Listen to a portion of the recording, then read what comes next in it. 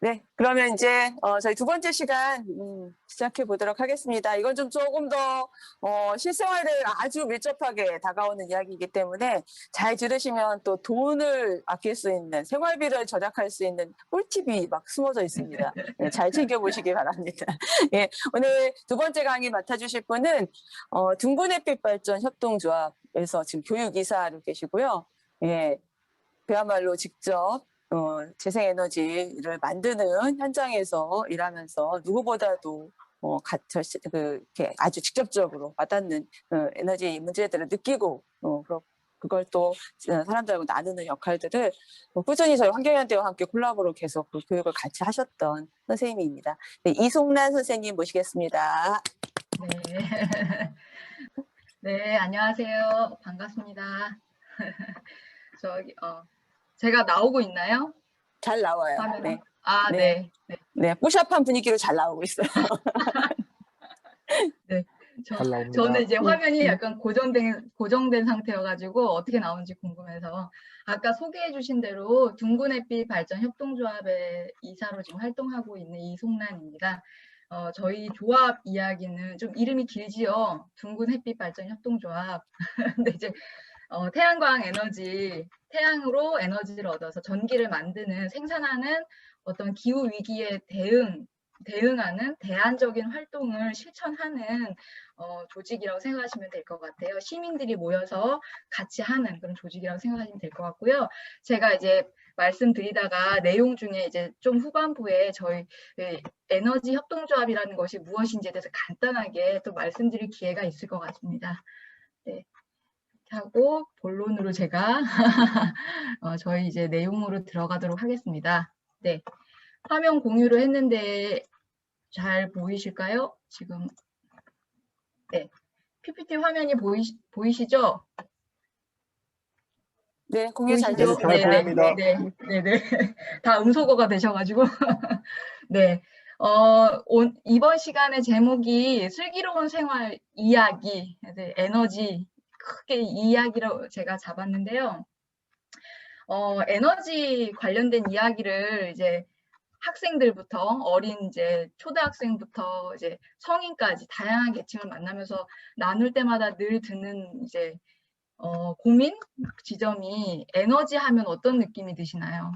에너지 하면 저는 처음에 교육을 이제 다니기 전에 이제 강사로서 크기 위해서 이제 교육을 받고 다닐 때 에너지 하면은 굉장히 크고 굉장히 추상적이고 어렵고 좀 뭔가 나와 좀 동떨어지고 숫자가 많이 나오고 막 좀 어려운 이야기 이런 이미지가 있었어요. 그런 느낌이 있었는데 그래서 저는 이제 교육하면서 아이들에게 다가가고 또 이제 일반 성인들에게 이제 좀 더 쉽게 다가가려면은 우리 삶이랑 좀 되게 만나는 지점, 우리가 실제 생활할 때 만나는 지점과 좀 엮어서 얘기를 해야겠다라는 점을 굉장히 좀 신경을 썼어요. 그래서 이번에 제목도 슬기로운 생활이라 가지고 우리 삶과 연관되는 지점에서 에너지와 관련된 이슈들을 뽑아서 좀 그 내용들을 중심으로 좀 전달하는 방식으로 진행해 보려고 합니다.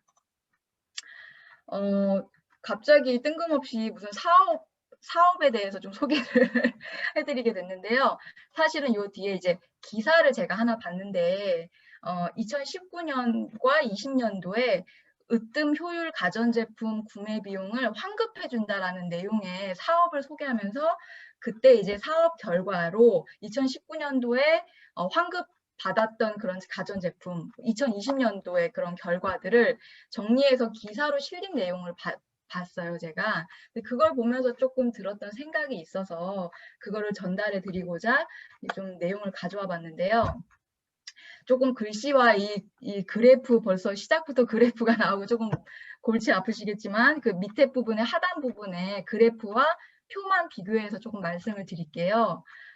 이제 정부에서 으뜸 효율에서 1등급 에너지 효율을 가지는 가전제품으로 새롭게 구매하는 분들이 신청을 하면 그 구매 비용의 10% 정도를 정부 예산으로 환급해주는, 지원해주는 그런 사업을 펼쳤습니다. 2019년과 20년도에.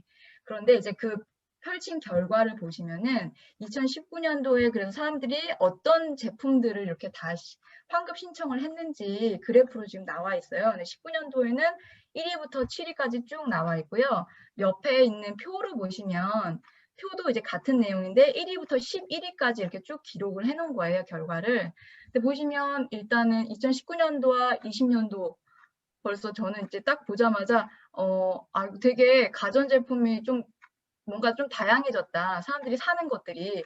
보시면 제가 표에 음영으로 이게 처리해 놓은 여기 세탁기나 TV나 의류 건조기, 진공청소기 이런 품목들은 2019년도에는 이제 신청이 없었는데 이제 2020년도에 이제 순위 안에 들어온 품목들입니다. 그리고 이제 또 TV 같은 경우에 굉장히 많이 사셨죠. 구매하셨죠. 보면 약간 코로나의 영향으로 집에서 이제 머무른 시간이 길어지면서 좀 TV도 우리 좋은 걸로, 화질 좋은 걸로 바꿔보자 하시지 않았을까? 제가 혼자서 생각해 봤었고요. 또 특히 이제 6번에 6위에 있는 이제 의류 건조기 같은 경우에는 2019년도에 없었던 항목 중에 이제 하나인데, 이걸 보면서 좀 저는 여러 가지 생각이 들었어요. 건조기가 굉장히 사실은 이제 육아를 하는 엄마들 사이에서 굉장히 핫한 아이템입니다. 굉장히 만족도가 높고 구매했을 때 굉장히 이제 흡족해하는 품목 중에 하나인데, 사실 예전에는 우리 이제 옷을 빨아서 빨래를 빨아서 건조할 때 바람에 말리고 그냥 햇빛에 말리고 자연에 말렸지 않습니까?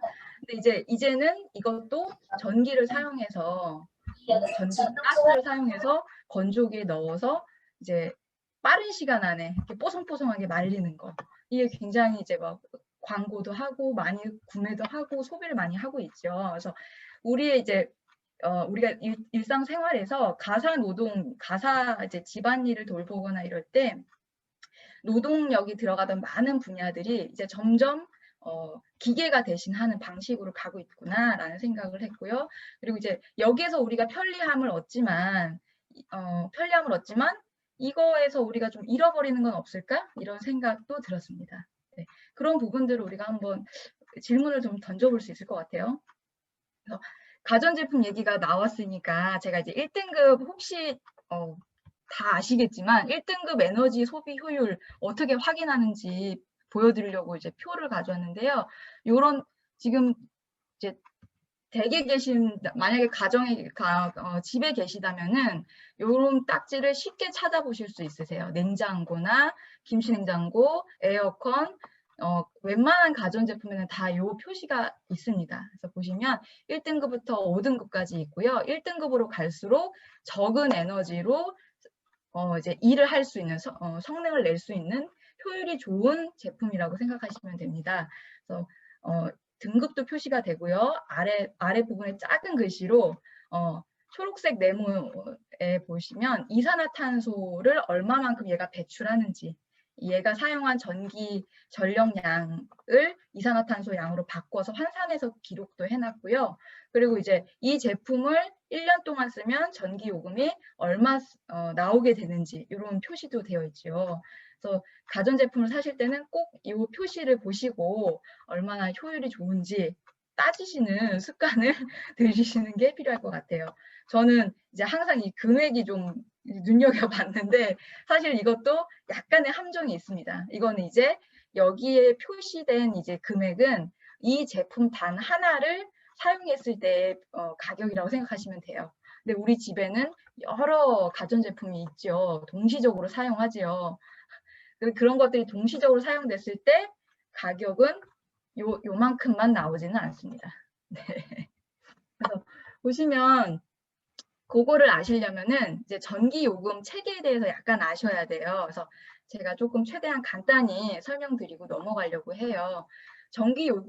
우리나라 전기요금은 누진제로 되어 있습니다. 그래서 3단계, 총 3개의 단계로 구성이 되어 있고요. 단계마다 적용되는 요금이 다르다라고 생각하시면 돼요. 그래서 0에서 200kW까지 썼을 때는 기본 요금이 있고요. 기본 요금에다가 플러스 사용한 만큼에다가 그 단위 요금이죠. 1kW 시당 93원을 곱해서 더한 값이 나오게 됩니다. 근데 이제 200km를 넘어가게 되면 200에서 400km 구간, 이 구간에서는 기본 요금도 일단 높게 1,600원으로 확 올라가서 책정이 되고요. 기본 요금에다가 그다음에 200km를 넘어서 사용한 양에 대해서는 1kW당 187원의 요금도 더 가중해서 계산이 되게 됩니다. 그리고 400kW를 넘게 되는 3단계에 들어가게 되면은 기본 요금이 갑자기 확 높아지죠. 7,300원이 되고요. 400km를 넘은 양에 대해서는 280원, 1kW당, 1kW시당 280원의 요금을 이제 점점 가중되게 이렇게 매기는 누진제를 채택하고 있습니다. 그래서 이런 구간이 이렇게 200, 400, 400 이상 이렇게 딱 나눠진다라는 걸 딱 마음에 새겨두시고 다음 장면을 보시면, 그래서 우리가 이제 제가 제목에도 슬기로운 생활이라고 말씀을 드렸는데 절약 굉장히 좋고 절약 정신이 투철하시다는 거를 저는 잘 알고 있거든요. 우리 교무님들이나 교도님들이나 모두들 다 전기요금 다 이제 굉장히 예민하고 잘 챙기신다는 걸 알고 있지만 누진 구간을 특히 주의해서 보시면 누진 구간 여기 제가 빨간 네모로 표시를 해놨거든요. 200에서 201kWh를 사용했을 때, 자, 1kWh만 초과했을 뿐인데 아까 말씀드렸던 기본 요금과 그 단위 요금당 그 매겨지는 전기 요금을 합산을 해보면 1kW를 초과했을 뿐인데 약 5,000원 정도의 차이가 나게 됩니다. 5,000원 정도가 상승한다고 생각하시면 돼요. 그리고 또 누진 구간의 경계였던 400kWh에서 401kWh가 되는 순간 보시면 거의 7,000원 정도의 수준의 전기요금이 확 올라가는 것을 보실 수가 있으세요. 또 그거 외에도 400을 넘고 이 누진 구간을 넘으면 증가하는 증가하는 전기요금의 양이 굉장히 커지겠죠. 왜냐면 단위 요금당 그 금액 자체가 달라지니까. 그래서 만약에 우리 집 이제 전기 사용량이 410kWh를 썼다, 사용량이 그렇게 나오신다면 10kW만 줄여준다면 그래도 줄인 양에 비해서 훨씬 더 많은 금액을 줄이실 수 있다라는 팁을 드리기 위해서 제가 요거를 보여드린 거예요.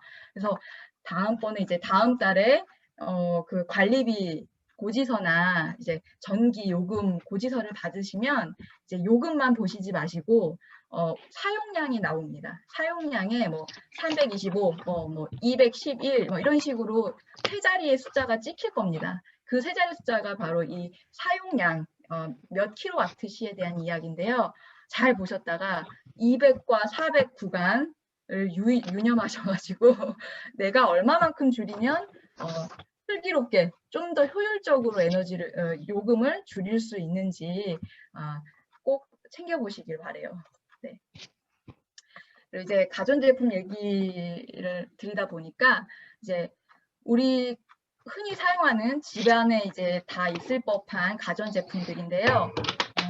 이 아이들이 작동시켰을 때 사용하는 전력의 양이 다 제각각 다릅니다. 여기에 실려 있는 6개, 12개의 가전제품 중에 가장 소비 전력이 높은 제품이 무엇일까요? 자, 채팅으로 답을 좀 올려주세요. 자, 제가 채팅을 보고 답을 열어드릴게요. 가장 소비 전력이 큰 가전제품이 무엇일까요? 전자레인지, 전기밥솥, 세탁기, 다리미 있습니다. 청소기, 냉장고, TV, 에어컨 여러 개 있는데요. 어떤 게 가장 높을까요? 마이크를 켜시고 답을 해주셔도 돼요. 전기밥솥. 전기밥솥. 네. 또 다른 분? 전자레인지. 전자레인지요. 네. 전기밥솥. 전기밥솥 많이 얘기하시네요. 우리 왜 절약 전기포트도 커피포트 얘기하셨죠? 예, 커피포트 막 순간적으로 열내는 거니까 확 물을 끓여야 되니까 많이 쓸 것 같죠? 자, 볼까요? 네. 1위는 에어컨입니다. 에어컨은 굉장히 많이 써요. 1300와트라고 해요. 그리고 그 다음에 2위가 전자레인지입니다. 전자레인지 말씀하신 분 계셨죠? 전자레인지, 우리 전자레인지 기능에 보면 뭐 30초 돌리기 이런 것도 있지만 요리를 할 수도 있게 되어 있거든요. 전자레인지로 요리가 가능한 이 메뉴도 있습니다. 요리 버튼을 누르면 요리도 되는데 그런 것들 이렇게 장시간 사용하게 되면 굉장히 많이 사용하게 되는 거죠. 그리고 그 다음은 이제 드라이기. 드라이기가 굉장히 이제 뜨거운 바람을 내고 머리를 다 말리는 시간이 생각보다 길기 때문에 굉장히 전력을 많이 사용하는 대표적인 제품이에요. 그래서 선풍기, 옆에 있는 선풍기랑 비교해 보시면 굉장히 차이가 크죠. 사실 우리 드라이기 머리 말리는 기능만 하는데 드라이기 대신에 선풍기로 만약에 바꾸거나 그냥 자연 바람에 말리시면 사실은 훨씬 더 효율적으로 에너지를 확 줄이실 수 있는 거예요. 전자레인지 같은 경우도 사실 전자파의 어떤 위험도 있고 사용하지 않고 그냥 이렇게 차라리 가스를 이용해서 뭐 데우거나 뭐 찌거나 하는 것들이 더 효율적일 수 있는 거죠. 에어컨도 짧은 시간만 틀고 뭐 서큘레이션 이런 것들이 많이 나오고 있죠. 이렇게 공기를 좀 회전시켜주는 거. 그런 것들은 에너지를 적게 쓰면서도 에어컨의 효과를 훨씬 더 높여줘서 길게 사용하지 않도록 할 수 있는 그런 것들이 있습니다. 그래서 그런 것들은 알아두시면 도움이 되실 것 같아요. 드라이기는 정말 많이 씁니다. 네. 그렇고요. 아까 앞선 시간에 잠깐 일사님께서 이제 대기 전력 보여주셨었어요. 근데 제가 이제 여기 크게 실어놨는데 이런 동그라미 버튼 모양 흔히 보셨을 거예요. 어디서 보셨는지 기억하실까요, 혹시? 뭐라고 대답하시는 것 같은데 저기 음소거가 돼 있어가지고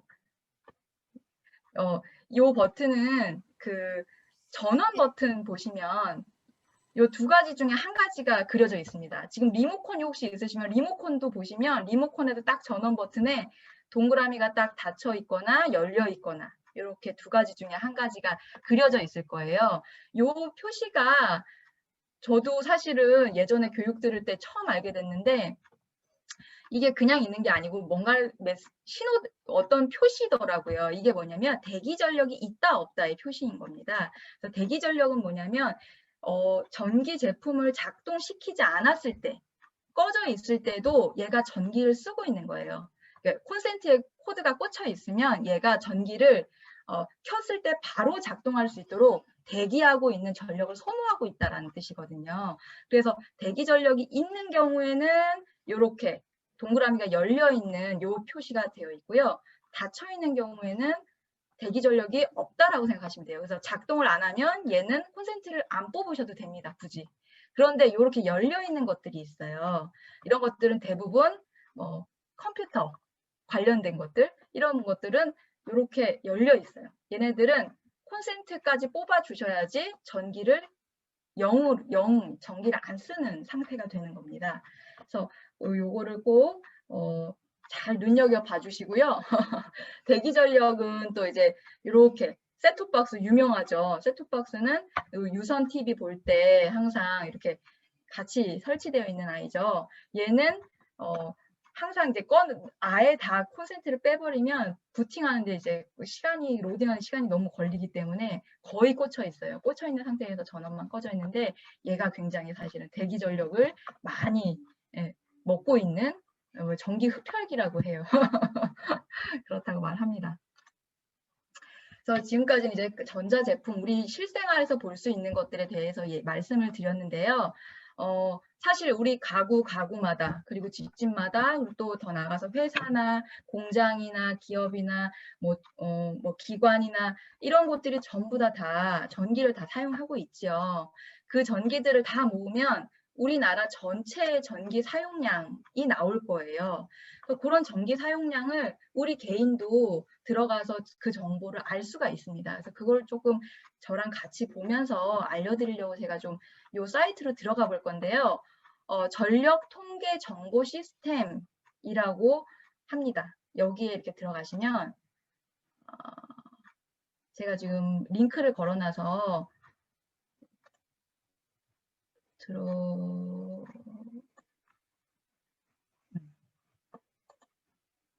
들어가지나요? 안 들어가지는 것 같아요. 네. 제가 화면 공유하면서 이걸 해본 적이 없어가지고 여기 화면상에 나와 있는 장면으로 말씀드릴게요. 여기 좀 복잡하지요. 선이 여러 개가 있는데요. 여기 맨 위에 있는 주황색 선은요. 이렇게 가로축은 날짜입니다. 지금 시간이 가고 흐르고 있는 거예요. 실시간으로 여기 정보가 계속 뜨거든요. 그래서 날짜가 쭉 가고 있는 거고요. 그 날짜별로 지금 맨 위에 있는 주황색 선은 우리나라 전체 발전소들의 발전 용량이라고 생각하시면 됩니다. 그래서 이거는 변함이 없지요. 작동을 하든 안 하든 발전할 수 있는 용량 자체는 시설을 세움과 동시에 결정되는 거니까 요거는 변함이 없이 쭉 일정하고요. 그다음에 요 밑에 노란색 그래프가 이제 실제로 공급하는 양, 발전소를 돌려서 에너지를 전력을 이만큼씩 보내고 있는 겁니다. 근데 이제 여기 밑에 보시면 연두색 선 있죠. 연두색 그래프가 실제로 우리가 가져다 쓰는 전기의 양이라고 생각하시면 됩니다. 그러면은 이 노란색과 이 공급하는 양은 요막 노란색인데 우리가 지금 연두색 선만큼만 사용하고 있지 않습니까? 그러면 요 사이의 내용들은 다 버려지는 전기인 겁니다. 전기는 이제 붙잡아둘 수 있는 것이 아니기 때문에 만들어서 공급하고 쓰지 않으면 그냥 사라져버리는 거거든요. 그래서 밑에 요 까마선은 그 남은 전기, 쓰고 남은 전기의 양을 다시 그래프로 표시한 겁니다. 그래서 보시면 그래프가 약간 패턴이 있어요. 연두색 우리가 사용하는 그래프를 보시면 우리가 사용한 전력량을 보시면 이렇게 한 번씩 이렇게 저점을 찍었다가 또 다시 올라갔다가 저점을 찍었다가 하고 있어요. 얘네들이 규칙적으로 나타나는데 이 점들은 주말을 뜻하는 거예요. 주말. 토요일과 일요일에 이렇게 전력량이 이제 공장 같은 것들이 가동을 쉬기 때문에 이렇게 내려가게 되고요. 전력 사용량이 내려가고 평일에는 다시 또 올라가는 이런 패턴이 있습니다. 제가 왜 이걸 설명드렸냐면 사실은 공급량은 이 블랙아웃을 막기 위해서 항상 사용량의 최고점보다 항상 높게 설정이 되게 되어 있어요. 그래서 보시면 우리가 만약에 이렇게 요동치지 않는다면 사용량이 요동치지 않고 저점과 고점의 차이가 크지 않고 일정하게 예측이 가능하게 사용한다면 전력 공급량 자체를 이렇게 높이 잡을 필요가 없는 거죠. 그래서 이 검은색 버리는 전기의 양이 최소화될 수 있도록 조절할 수 있겠지요. 그런 것을 이제 우리 전력 수요 조절이라고 하는데 이 피크라고 합니다. 가장 높이 치솟는 가장 전력량이 이렇게 증가하는 지점을 피크라고 하는데 이 피크를 꺾어주면은 우리가 좀 더 효율적으로 그리고 안정되게 전기 발전 자체를 덜 해도 되는 방향으로 갈 수 있다라는 거를 이제 설명드리려고 제가 이 말씀을 드렸고요. 오르락 내리락 하지만 이거를 20년 길이로 제가 2000년 8월부터 저 맨 하단에 2020년 5월까지의 기록을 쫙 모아봤어요. 모아서 쭉 보니까 사실은 이제 패턴이 보이시죠? 2020년, 우리 20년 전보다 사용량이 전반적으로 많이 늘고 있고요. 그리고 이 기복이 굉장히 심해지고 있습니다. 많이 사용할 때와 적게 사용할 때 이 기복이 굉장히 편차가 커지고 있구나. 수요 조절이 사실은 안 되고 있구나라고 보실 수 있는 거예요. 근데 우리가 이제 에너지를 이렇게 전기를 만들어서 받는 곳은 사실은 어디서 받느냐. 여기 맨 이 막대 그래프가 다 이제 연도별로 쭉 실려 있는 건데요. 2012년부터 19년까지의 자료입니다. 보시면 막대 그래프의 맨 위쪽에 조그맣게 있는 이 노란색 부분만 신재생 에너지로 만들어진 전기량입니다. 요 밑에는 전부 다 주황색은 원자력, 핵발전이죠. 그 다음에 여기 진한 노랑, 개나리색은 유연탄, 그리고 아주 얇게 연한 연두색 무연탄, 석탄 종류죠. 화석연료죠. 검은색 석유. 그 다음에 하늘색은 LNG, 천연가스죠. 그 다음에 양수발전. 그 다음에 노란색이 신재생 에너지입니다. 이제 이게 우리나라 전력 통계 정보 시스템에서 제가 얻어온 정보고요. 우리나라의 이 발전 원별 비중인데요. 신재생 에너지는 사실상 거의 뭐 10분의 1도 안 되는 수준으로 보입니다. 그런데 엄밀히 얘기하자면 우리나라는 신에너지를 붙인 거예요. 재생 에너지가 아니고 재생 에너지가 자연 에너지라고 생각하시면 될 것 같습니다. 햇빛로부터 얻는 태양광 에너지, 그다음에 땅의 지열을 이용하는 에너지, 풍력 이런 것들 자연 에너지가 재생 에너지고 신에너지를 덧붙여서 신에너지는 화석 발전하는 그 화석 연료를 변형시켜서 얻은 에너지원입니다. 그렇기 때문에 사실은 이제 탄소량을 줄이는데 기여할 수 있는 에너지원은 아닙니다. 그래서 외국에서는 세계적으로는 재생에너지만을 얘기하는데 우리나라는 신재생 에너지를 합쳐서 얘기하기 때문에 이 노란색의 비중도 사실은 이 표시보다 더 재생에너지 비율은 더 작다라고 생각하시면 되겠습니다. 굉장히 우리는 좀 아직 많이 못하고 있구나라고 생각하시죠. 근데 이제 문재인 대통령이 작년에 2050년 이제 우리나라도 넷제로 하겠다, 넷제로 이산화탄소 배출량 이제 0으로 만들겠다, 거기로 가겠다라고 발표하셨습니다. 그래서 한편으로는 이제 조금 너무 늦은 발표다라는 아쉬움도 있지만 그래도 지금이라도 한 것이 다행이다. 그리고 또 이걸 정말로 이루려면 실효성 있게 하려면 제대로 된 계획이 필요하다라는 여러 가지 목소리가 나오고 있습니다. 넷제로 잠깐 나왔었는데 넷제로라 함은 말씀드리면 탄소를 배출하는 것과 탄소를 없애가는 것이 결국은 상쇄돼서 0이 되는 것이라고 생각하시면 될 것 같습니다. 그래서 이제 브리티시 페트롤리엄에서 발표한 에너지 전망 2020 보고서에서 나왔던 내용인데요. 2050년에 탄소 배출량이 이제 0에 가깝게 되려면 그런 여러 가지 시나리오가 있는데 그 중에서 재생에너지가 모든 에너지원 중에 가장 빨리 증가하고 전체 에너지 소비에서 차지하는 비중이 60%가 돼야 된다.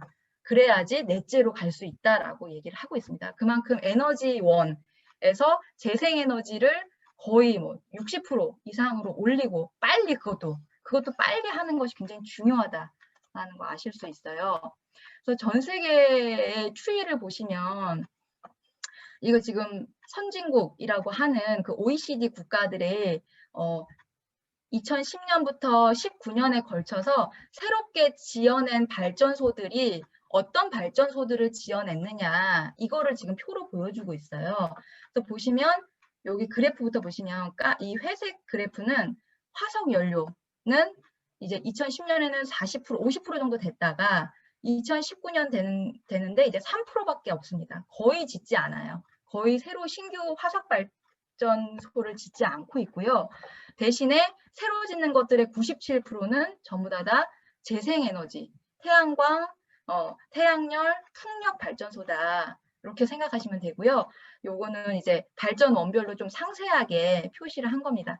맨 끝에 있는 막대 그래프가 2019년 그래프인데요. 보시면 노란색이 솔라, 태양광 에너지고요. 그다음에 그 밑에 하늘색이 풍력 발전입니다. 풍력과 태양광을 합치면 넘어가 버렸네요. 합치면 66% 전체 새롭게 발전되는 그 발전소의 66%를 차지하고 있습니다. 발전 용량이네요. 66 기가와트라고 보시면 될 것 같고요. 여기서 조금 밑에 보시면 회색으로 된 화석 연료와 이 빨간색이 핵발전인데요. 얘네들은 가스랑 합치면 마이너스 21이에요. 줄고 있어요. 전체적인 용량 자체가 줄고 있다. 이제 화석과 핵 연료는 하지 않는다. 확실하게 아실 수 있으시겠죠. 그래서 이제 재생에너지는 하느냐, 하지 않느냐의 문제가 아니고 얼마나 빨리 아까 우리 일부에서 일사님이 말씀하신 대로 기후위기 그 심각한 기후위기에 지금 바로 대응해야 되는데 얼마나 빠르게 재생에너지를 해나가느냐의 문제다라고 보실 수 있고요. 실제로 가격도 굉장히 급격하게 떨어지고 있습니다. 요거는 가격의 변동에 대한 그래프인데요. 그래프에서 바탕화면에 흐리게 이렇게 음영 처리된 요 네모난 부분 구간이 화석 연료의 비용 구간이에요. 그래서 보시면 1kWh 발전해내는데 이제 0.1달러가 안 된다는 거예요. 0.1달러가 안 된다는 건데 화석연료의 범위인데 이 화석연료 범위 안에 자, 그 육상 풍력, 태양광, 그다음에 뭐 해상 풍력, 그다음에 뭐 태양열 발전 이런 것들이 다 비용이 거의 화석연료 거의 최저가에 가깝게 지금 만나지고 있습니다. 그래서 가격적으로도 굉장히 경쟁력 있는 에너지가 되고 있다 말씀드리고요. 싸고 깨끗하고 기후위기에 대응할 수 있는 재생에너지 당연히 안 할 이유가 없지요. 세계 여러 나라에서 우리 100%로 재생에너지 만들어서 쓰겠다라고 선언을 하고 있습니다. 그리고 실제로도 실제로 우리가 재생에너지만으로 하루 살아봤거든. 그리고 뭐 4일 포르투갈 같은 경우는 4일 연속 100% 재생에너지만으로 우리가 공급을 다 했어라는 거를 보고하고 있습니다. 덴마크 같은 경우는 바람이 굉장히 강한 나라여서 풍력으로만 국가 전체 전력 수요 140%를 공급했다고 해요. 그러니까 공급하고도 남은 것이죠. 그래서 남은 전력은 옆에 인근 국가인 노르웨이나 독일, 스웨덴으로 수출까지 했다고 합니다. 그래서 이것이 불가능한 이야기가 아니다. 이미 일어나고 있다라는 걸 보여드리는 거고요. 우리나라도 그래서 여러 곳에 이제 작은 이제 공동체 단위로 에너지 자립 단지, 마을, 친환경 에너지 마을, 도시 이런 것들을 계속 인증하고 설립하고 있습니다. 그래서 여기 사진 사례는 이제 서울에 있는 한 아파트 단지인데요. 여기를 제가 뭐 특별히 보여드리는 이유는 아파트 단지에 다 이제 미니 태양광을 당연히 달았고요. 또 추가로 또 더 에너지 태양광 시설을 이용해서 여기에서 만들어지는 전력을 가지고 이제 경비원, 관리사무소의 이 경비원들의 어떤 복지를 위해서 냉난방 시설이나 이런 것들에 대한 전력으로 충당하고 이런 어떤 복지적인 측면으로 이제 그 혜택을 돌려주는 이런 좋은 사례가 있어서 제가 보여드렸고요. 제가 이제 이 부분은 약간 이제 좀 고민을 하면서 넣긴 했는데 갑자기 뜬금없이 이제 태양광이 막 부서진 이제 사진을 좀 보여드렸는데 사실 제가 이제 재생에너지 그 태양광 발전하는 이 협동조합에서 활동하면서 운동도 하고 교육도 하면서 가장 많이 듣는 얘기 중에 하나가 이제 태양광 그건 좀 문제되지 않느냐 이런 얘기 굉장히 많이 들었습니다. 그리고 실제로 2018년, 뭐 19년 이럴 때 그 태풍이 오면서 태양광 시설들이 무너져가지고 산사태가 일어났다거나 뭐 화재가 발생해가지고 굉장히 이제 기사화가 되거나 태양광의 어떤 뭐 난개발되는 그런 어떤 현상들에 대한 문제 제기 같은 것들이 굉장히 많이 있었습니다. 그래서 녹색과 녹색의 충돌이다라는 얘기도 많이 나왔었어요. 그래서 산림을 다 이제 나무를 다 밀어버리고 깎아버리고 태양광을 산에다 설치하는 그것이 정말 녹색 에너지가 맞느냐라는 의문에서 녹색과 녹색이 충돌한다라는 얘기도 나왔었습니다. 근데 이제 이런 얘기의 어떤 기저에는 사실 태양광에 대한 어떤 불신이랄까요? 아니면 어떤 사실은 이제 좀 과장된 부분도 있고요. 오해하고 있는 부분, 그리고 좀 그것들을 기반으로 해서 막 퍼뜨리는 가짜 뉴스들도 굉장히 많습니다. 그런 부분들에 대해서 조금 정확하게 아실 필요가 있지 않을까 생각하고 또 지난번에 교육에서도 이 강의를 또 지난번에 했을 때도 또 태양광에 대한 어떤 오해나 잘못된 정보에 대한 이제 질문을 제가 받은 적이 있었기 때문에 살짝 몇 가지에 대해서만 제가 조금 그 팩트 체크하는 부분으로 좀 실어봤습니다. 첫 번째 거는 제가 짚고 갈 건데요. 태양광 모듈에서 중금속이 나온다라는 얘기 혹시 들어보셨나요? 이 소문은 오래전부터 있었어요. 이제 이 소문에 대해서는 당연히 사실이 아닙니다. 제가 초록색으로 이제 표시한 부분을 좀 따라오시면서 보시면은 조금 더 이해가 쉬우실 것 같아요. 이 소문의 근원지가 있지요. 근원지가 있는데 한때 선진국에서 연구되었던 카드뮴 텔루라이드 방막전지라는 것이 있습니다. 거기에서 이제 이 중금속 성분이 나올 수도 있는 거였는데 사실 한국에 이 제품은 들어오지도 않았고 판매된 적이 없습니다. 그래서 보급되지 않았기 때문에 한국에 있는 우리 대한민국에 설치된 태양광에는 이러한 모듈이 절대 쓰이지 않았다라는 거고요. 우리가 사용하는 모듈은 실리콘이 주 재료고요. 태양 전지와 전선을 연결하는 소량의 납땜 정도만 있습니다. 근데 그 납도 태양광 이제 모듈을 이제 저기 수거할 때 다 이제 납을 회수해서 다시 재사용하게 되어 있습니다. 그래서 이런 부분들은 진금속은 나오지 않는다. 그리고 실제로 밑에 부분 보시면 실제 그 나오는 양도 이렇게 다 측정을 했지요. 그래서 뭐 걱정하지 않으셔도 된다라고 말씀드리고요. 이건 넘어가고요. 전자파 이야기도 굉장히 많이 하세요. 태양광 발전소 하면 이제 전기 만드는 곳이기 때문에 전기 이렇게 만들어서 모여드는 곳인데 당연히 전자파 있겠지. 그러면 우리 옥상에 올리는데 사람한테 피해 주지 않나요? 이런 질문 굉장히 많이 하세요. 약간 직관적으로 생각하면 그럴 수 있지 않을까라고 생각하시죠. 근데 태양광 발전소의 전지파는 굉장히 낮은 전압이에요. 낮은 전압. 우리 콘센트에 꽂아서 쓰는 전기가 220V죠. 40V 정도, 그거에 거의 5분의 1 정도 수준에 달하는 저전압의 직류 전기를 만들어내고 있거든요. 그것을 인버터에서 모아서 교류 전기로 올려서 이제 보내서 우리가 사용하게 돼요. 근데 이제 인버터에서 소량의 전자파가 나올 수 있습니다. 그런데 이것조차도 일반 가전 제품보다 훨씬 더 작다. 비교해 보시면 우리 노트북에서는 지금 0.72 밀리가우스는 전자파의 단위예요. 0.72 밀리가우스가 나오는데 그거의 10분의 1 정도 수준밖에 되지 않습니다. 그리고 인체 보호 기준인 이제 기준치랑 비교해 봤을 때 인체 영향이 없다라고 국립전파연구원에서 보고한 바가 있습니다. 그래서 전자파 걱정하지 않으셔도 괜찮습니다. 그래서 우리가 사용하는 제품들에도 태양광 전지 부착하고 또 옥상에 올리고 한 거 문제가 없다 생각하셔도 되고요. 자, 여기 넘어가고요. 그 다음에 이제 우리 쓰레기 줄이기 이런 거 이제 굉장히 이제 익숙하고 줄여야 된다 이런 이제 걱정도 하시고 태양광 근데 이거 20년 쓰고 나면은 이거 다 이제 버려지게 되는데 이거 다 어떻게 되나 이렇게 걱정하시는 분들도 계셨어요. 그래서 보시면 태양광 이제 패널 자체의 수명은 25년에서 30년, 사실 그 이상도 되는데 그 이상 되면 이제 효율이 거의 이제 60% 이하로 떨어지기 때문에 보통 30년, 길게 30년 정도 사용한다고 생각하시면 돼요. 그것도 길고 그게 지나고 나면 어떻게 되느냐. 이 소재 자체가 유리나 알루미늄, 그리고 실리콘 이런 것들이기 때문에 재활용할 수 있습니다. 재활용할 수 있는 그런 재료들로 되어 있고요. 네, 깜짝이야. 네.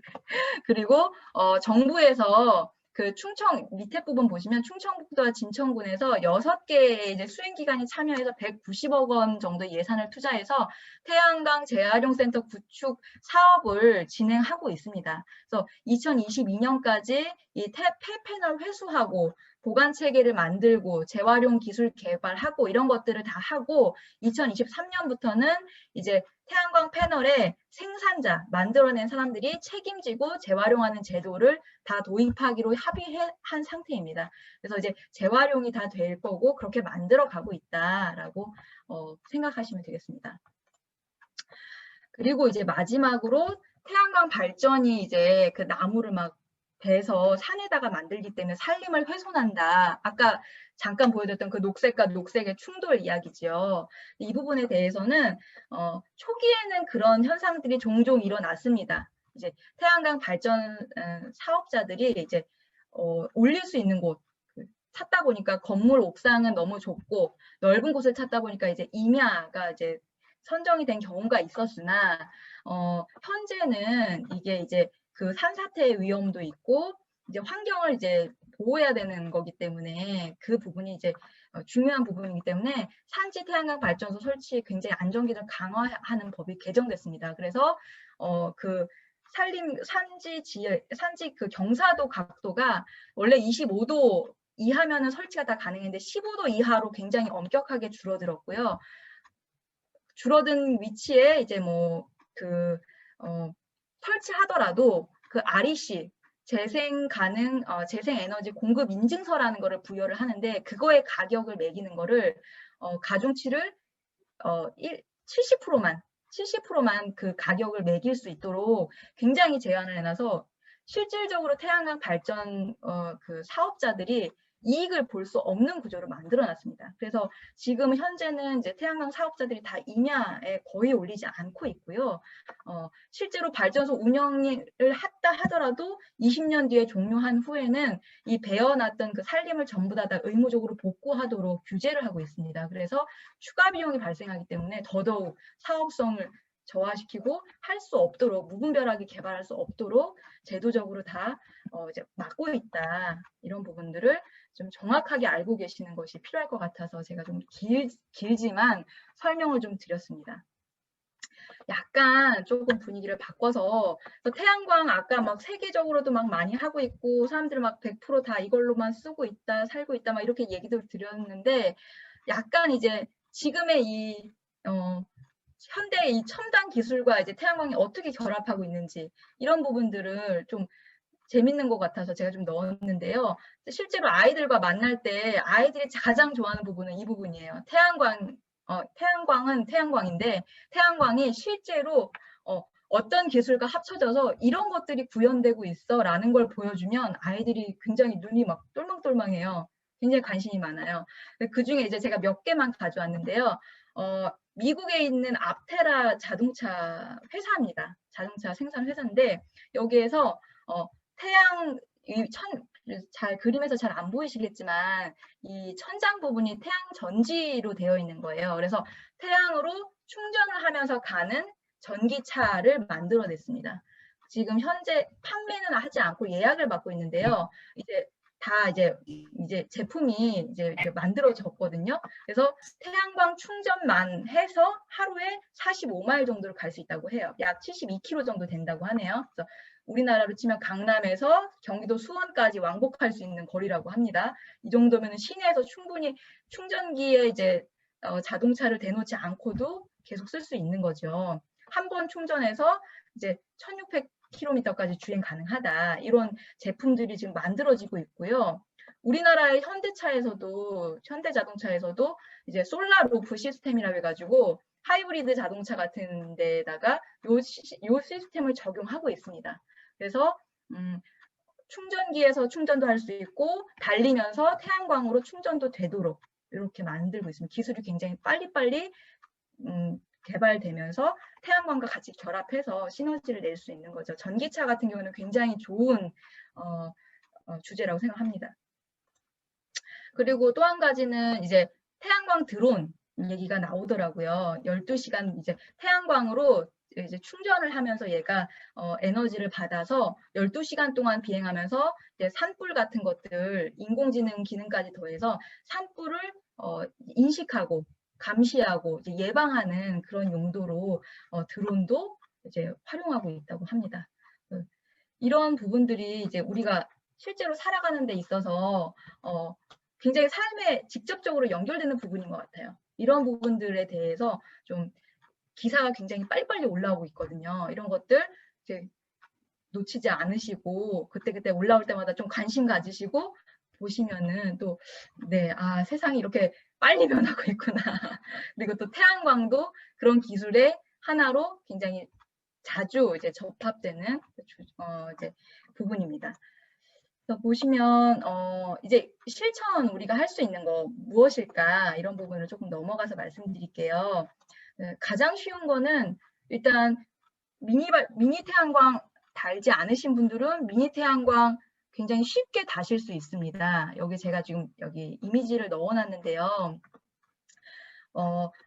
서울시에서 지원해주고 또 내가 속한 그 구청에서도 지원해주고 해서 이제 내가 내는 돈은 6만 원 이하, 5만 9천 원 정도만 되면 하나의 이 큰 한 장짜리 식탁 저기 상판 정도 크기 되는 미니 태양광을 다실 수 있어요. 전화 한 통화 하시면 날짜 예약하시고 이게 5만 9천 원 내시면 바로 다실 수 있습니다. 그래서 다셔서 콘센트에 그냥 선만 꽂아 주시면 바로 만들어지는 전기를 쓰실 수 있어요. 가장 쉬운 거고요. 6만 원 안 되는 돈으로 설치하셔서 한 달에 약 한 8천 원, 6천 원에서 8천 원 정도의 비용을 절감하실 수 있어요. 그래서 한 10개월, 10달 이상만 사용하시면 1년부터는 이제 더 이득을 보시는 거죠. 그리고 제가 이제 아까 말씀드렸다시피 제가 이제 속해 있는 이 협동조합, 저희 둥근 햇빛 발전 협동조합인데요. 둥근 햇빛 발전 죄송합니다. 둥근 햇빛 발전 협동조합 외에도 굉장히 많은 시민들이 모여서 만들어낸 햇빛 발전 협동조합들이 많이 있습니다. 근데 이제 이 조합들이 하는 일은 조합원들 우리 한 명이 우리 집에도 달지만 더 큰 발전소들을 더 많이 올리는데 동참하실 수 있는 거예요. 내가 조합원으로 가입해서 출자를 하면 그 출자금이 모여서 거기에 다른 또 이제 펀드도 또 시민들로부터 펀드도 받고 해서 합쳐서 이렇게 큰 발전소들을 올리는 겁니다. 올려서 이제 여기에서 나오는 수익들은 또 이제 조합원들에게 또 이제 나누어 가져가는 이익을 서로 공유하는 그런 조직입니다. 그래서 협동조합 이제 혼자서 우리가 뭐 재생에너지 발전하거나 당장 내가 어떻게 하겠다 하기 어렵다면은 협동조합에 가입하시는 것도 중요한 에너지 전환에 동참하시는 역할이 되십니다. 우리 둥근 햇빛 발전 협동조합에서는 현재 35기 정도의 35기의 그 상업용 발전소를 지금 운영하고 있습니다. 규모는 이렇게 되고요. 이렇게 다 우리 그 올렸던 사진들입니다. 네. 그래서 나부터 시작하는 실천 제안해서 이제 내가 바로 할 수 있는 것들이 어떤 것이 있는지 다시 한번 정리하는 의미에서 제가 실어봤고요. 가장 첫 번째는 우리 아까 앞에서 얘기했듯이 더 쓰는 거 아니고 덜 쓰기가 가장 첫 번째입니다. 그래서 우리 집 일터에서 에너지 소비량을 줄이는 것부터 먼저 시작하셔야 돼요.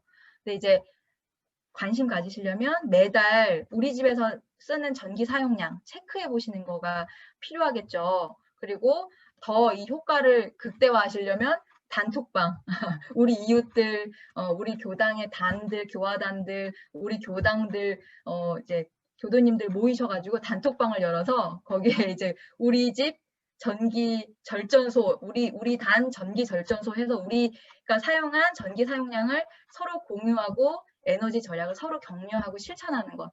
이런 활동들도 굉장히 도움이 됩니다. 두 번째로는 이제 또 다음 단계로 넘어가고 싶으시다면 이제 미니 태양광을 좀 더 적극적으로 설치하실 수 있으세요. 그러면 재생에너지를 직접 내가 사용하는 생산자이자 소비자 역할을 하실 수 있지요. 미니 태양광은 필수 가전제품처럼 쓸 수 있어요. 그냥 설치하고 설치 기사님이 오셔가지고 베란다에 딱 설치해 주시거든요. 거기에 연결되어 있는 콘센트에 그냥 딱 꽂기만 하면 바로 쓰실 수 있으십니다. 이사하실 때 그냥 뽑아서 바로 옮겨서 설치하시면 돼요. 문제 없습니다. 그리고 그 다음 단계는 이제 시민으로서 내가 이제 혼자서 뭔가를 더 큰 역할을 하기가 어렵지 않습니까? 재생에너지 워낙 이제 규모도 크고 예산도 많이 들어가는 일이기 때문에 에너지 협동조합에 가입을 해서 에너지 자립 시민으로서 에너지 전환 운동을 실천하는 시민으로서 내가 직접 짓지 않아도 전국 곳곳에 여러 개 세워지는 발전소들의 주인이 되시는 거예요. 거기서 나오는 이득도 같이 공유하시고. 네 번째는 환경과 에너지 부분은 계속해서 일깨워줘야 되는 부분인 것 같아요.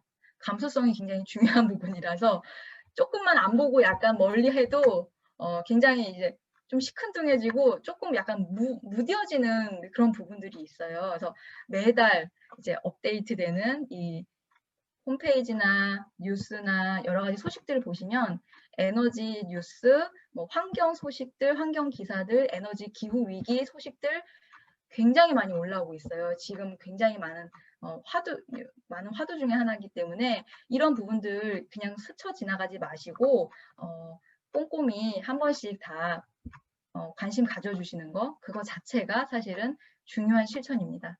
이렇게 4가지로 저는 정리를 해봤습니다. 네, 그래서 우리 모두 한 사람 한 사람이 다 이렇게 에너지 전환에 동참해서 우리 이제 재생에너지, 태양과 바람의 나라 같이 만들었으면 좋겠습니다. 네, 제가 준비한 내용은 여기까지입니다. 감사합니다. 네. 오늘 강의에서 이제 이렇게 중요하게 이제 앞으로 또 많이 듣게 되실 이야기가 아리백이라는 개념이에요. 아까 잠깐 소개를 했었는데, 그 영어로 이제 RE100이라고 하는데, RE를 해놓으니까 이제 리턴이냐, 이제, 다시 되돌아가는 거냐, 이전 시대 100년 전으로 되돌아가라는 얘기인 거냐, 뭐, 이렇게 얘기하시는 분도 있었어요, 처음에. 근데 이제, 공식적인 용어로 지금 사용되고 있는 게, 리뉴어블 에너지. 아까 계속 얘기했던 재생 가능한 에너지. 그러니까 전기를 만드는 것조차도 이제는 일회성이 아니고 다시 그 원료를 계속해서 쓸 수 있는 것들로 만들어야 한다라는 거거든요. 그러니까 모든 것들을 어떤 개념으로 봐야 되냐면 순환하는 개념으로 봐야 된다는 거예요. 모든 자원이라고 우리가 지구를 자원으로 생각하고 사실은 생태계조차도 동식물들을 다 그냥 인간이 쓰고 버리고 먹어 치울 수 있는 자원이라고 생각해서 했기 때문에 그것을 어디까지 사용해도 되는가에 이렇게 경계가 없이 남용을 하고 있었던 거잖아요. 그래서 사실 지금에 나타나는 모든 위기를 한마디로 얘기하는 게 지금 맞이하는 재난의 시대는 풍요의 역습이다라고 얘기를 하거든요. 모든 게 너무나 지나치게 많이 사용들을 했던 건데 그것이 그냥 그러니까 우리가 쓰고 버려도 되는 거라고 생각을 했기 때문이었다는 거죠. 근데 이제 그런 것은 없어요. 다 가서 다시 재생산이 되고 그렇게 유지가 될 수 있는 정도가 됐을 때 지속 가능한 것이고 지속 가능한 생태계를 우리가 생태계 고리를 끊어냈기 때문에 지금 이런 문제들이 나오는 거다. 그래서 에너지도 재생 가능한 것으로 그리고 어떤 그 자원도 식량도 재생 가능이라고 얘기하는 거는 우리가 소비하는 것만큼 다시 생태계가 스스로 복원해서 생산해낼 수 있는 것이 같아져야 된다는 거거든요. 그래야 우리가 하나를 쓰면 또 하나가 만들어져야 쓸 수 있는 거잖아요. 그 양을 초과하면 안 된다. 그런데 지금은 그 양을 초과해서 쓰고 있기 때문에 생태 자원을 완전히 이렇게 고갈화해서 쓰고 있는 거죠. 그래서 생태 자원 초과의 날이라고 이제 해마다 그 측정을 하고 있는데 1년 365일을 쓸 수 있는 매년 365일을 쓰려면 우리가 365일치만 써야 되는데 그걸 이미 이제 심각하게 아까 앞선 강의에서 나왔던 개념들이잖아요. 우리나라는 4월 10일이 벌써 1년치 자원을 다 써버리는 날이다. 그러니까 3년치 자원을 땡겨 쓰고 하다 보니까 우리나라 사람처럼 살려면 지구 3개 반이 있어도 모자라고 그런다는 얘기가 나오고 그리고 그렇게 계속 고갈이 되면 정말로 부끄럽게도 우리 어린 친구들이 들었던 나도 살기 아껴 써라라는 이야기가 이제 거기서 이렇게 나오게 되는 거죠.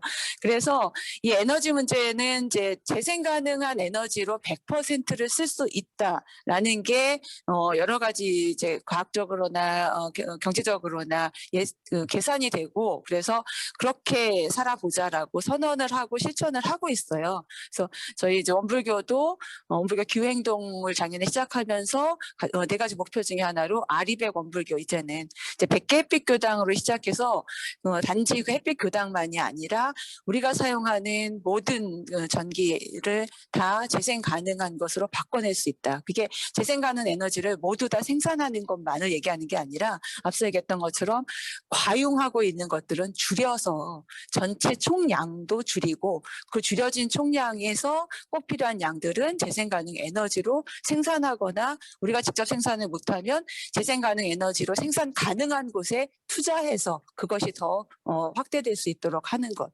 그렇게 해서 이제 우리 에너지 자립을 하자라고 하는 게 이제 저희 목표이고, 이게 지금 아까 잠깐 소개드렸던 이제 종교인 기후 행동으로 종단들이 다 나서서 같이 실천을 해야 한다. 종교인들이 앞장서야 된다라고 얘기를 했던 그 선언의 이제 후속 작업으로 이제 추진이 될 거예요. 이제 그런 진행들이 돼야 될 거거든요. 근데 그러려면 아주 중요한 포인트는 에너지를 큰 발전소에서 크게 한 번에 대용량으로 만들어서 그것을 다 분산해서 보내주는 송전을 하는 전기를 보내주는 일을 해야 되기 때문에 또다시 거대한 송전탑을 만들어야 되고, 그게 태양광을 세우기 위해서 산을 깎는 것보다 훨씬 더 많은 산을 깎고 개발을 하게 되거든요. 그래서 그런 송전을 대규모로 하는 그런 집중형 하지 말고 각각 분산해서 내 집에 필요한 건 내 집에서, 진짜 이제 자동차가 써야 되는, 전기 자동차가 써야 되는 전기 자동차는 자기가 머리 위에 짊어지고 태양광을 짐어지고 다니면서 생산하면서 쓰고, 이렇게 분산해서 필요한 만큼의 에너지를 각각의 기구들이 만들고 쓰고 저축하고 할 수 있게끔 하는 그런 식으로 이제 나아갈 거고, 그런 모든 제품들이 그렇게 개발될 수 있는 충분한 기술이 있어요. 근데 거기에 투자를 안 해서 사실은 이 발전이 더딘 거거든요. 그래서 이제 그렇게 전환을 갈 수 있어야 하겠다. 그래서 우리 앞으로의 어린 친구들은 이제 그런 기술에 대한 것들과 아이디어들을 더 많이 생각해내고 개발해야 될 거라고 생각을 해요. 태양광을 이고 있는 자동차, 기차, 비행기도 다 이제 날개에 패널을 가지고 햇빛을 충전해 가면서 하게 되면 가장 많은 탄소 발자국을 만드는 주범으로 이제 위협받고 있는 항공도 어쨌든 먼 거리를 이동하려면 필요한 건데 다시 또 부활할 수 있는 그런 계기들도 만들어질 거거든요. 이제 그런 그 속에서 우리가 에너지를 이제 어떻게 잘 쓸 것인가, 잘 만들 것인가, 만들어야 되고 써야 되고 그 두 가지를 같이 이제 함께 고민해야겠죠. 그게 12달 환경 이야기에서는 3월의 핵노답과 8월의 에너지의 달 두 차례에 걸쳐서 이제 이야기를 할 수 있는 그런 자리들이 있습니다.